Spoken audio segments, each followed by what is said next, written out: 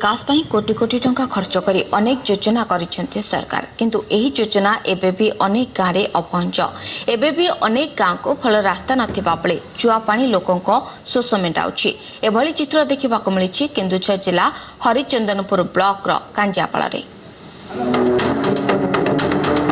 केन्दुझर जिला हरिचंदनपुर ब्लॉक गरेकुड़ा पंचायत दुर्गम गाँ कांजियापाड़ 80 जुआंग परिवार रहुतिबा एक ग्रामर लोक संख्या पाखापाखि 300।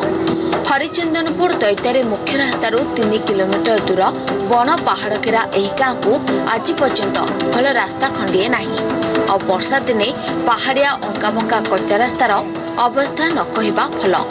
यास गाँवर दुई पाखरे थिबा नदी रे वर्ष तमाम पानी चलुथिबारु असुराई वर्षारे घुसुरा पोल उपरे पानी पड़ी बाह्य जगतरू विच्छिन्न हो जाउछि। एही समय गाँव रे स्वास्थ्य सेवा अपहंच रहुथिबा अभियोग करिसेंते ग्रामवासी। एही रास्ता तो हमरो वर्षा नदी पई बहुत असुविधा जीवा आसीबा पई।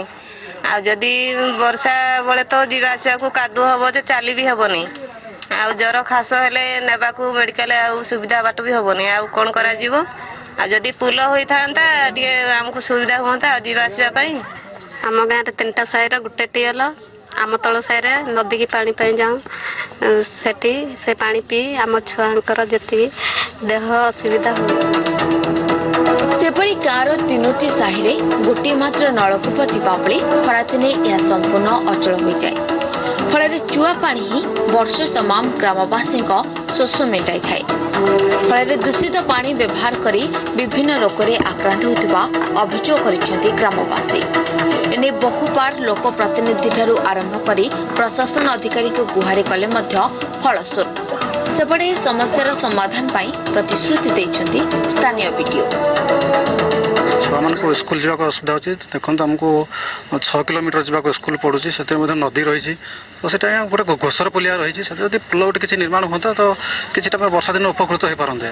पानी अनेक समस्या रही पानी गाँव 70टी परिवार अच्छे से गोटे मात्र नलकूप अच्छी तथापि से आमको असुविधा होची। खरा जो वर्षा दिन पानी से चुआ पानी खाऊँ रास्ता अच्छी से गाँव को मुझे निजे बोलेरो गाड़ी जाए मुझे किंतु वर्षा दिन जो कटअप हो जाऊँ पानी फानी अधिक हो कटअप हो जाऊ से रास्ता आम टेकअप करूँ पर्यायक्रमे विभिन्न आम अपहंच गाँव को सब रास्ता आम टेकअप करुचु से रास्ता को से गाँव गुड़े अलग रास्ता भी आम तैयारी करूँ। बरेगुड़ा पंचायत आम बहुत जगार आम खरा दिने जदिव ट्यूबवेल अच्छी कांजियापाड़ गाँव में भी ट्यूबवेल अच्छी 2टा ट्यूबवेल अच्छी से गाँव आमर किंतु ट्यूबवेल ड्राए हो जाए आम से 2-3 मास आम से टैंकर जोगे पानी दौ खरा दिने ए वर्ष भी दिज्व गत वर्ष भी दिहला